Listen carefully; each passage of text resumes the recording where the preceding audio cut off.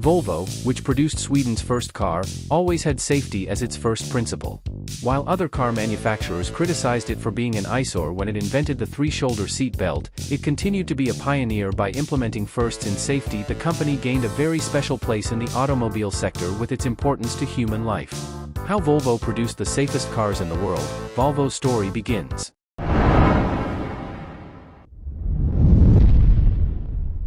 Sweden met the automobile in 1891.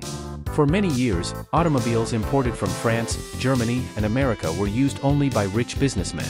In those years, Sweden did not have an automobile industry and imported automobiles were not cheap enough for ordinary people to buy.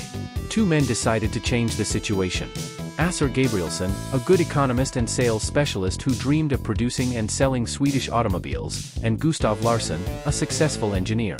Larsson had worked on engine design at the British company the M.G. Car Company and gained experience in automobiles. In the early 1920s, Assar Gabrielsson and Gustav Larsson were working at the SKF company, which produced bearings. Although they both shared the same dream, they had not had the opportunity to talk about it enough. In 1924, the two met at a restaurant and decided to produce a Swedish automobile. Although they had the passion, the two did not have enough capital to establish a company and decided to produce a prototype in order to attract the attention of investors more easily. While browsing a magazine, Assar Gabrielsson was very impressed when he saw the Avions Voisin C5 model produced by the French luxury car brand Avions. The two, who were still working at the SKF company, worked on the prototype in their spare time. In June 1926, they managed to produce the first prototype. Since there was no company, the vehicle had no logo. Assar Gabrielsson placed this logo on the car, which symbolized male gender and power.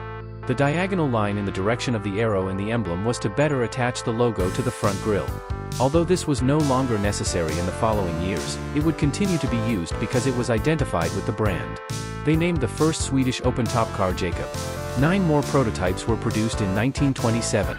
Believing that Assar Gabrielsson could start the automobile industry in Sweden, the managers of the SKF company decided to support him.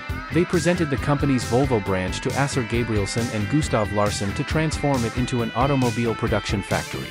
Volvo, which means I roll in Latin, was a suitable name for a bearing company. Gabrielsson would use the same name for the automobile company they had just founded. In 1937, the bearing factory in Gothenburg was quickly converted into an automobile production factory. The first vehicle came off the production line in a short time. The model, which was very similar to the first prototype, had a Volvo OV4 2-liter 4-cylinder engine. The vehicle had a great influence of traditional American design.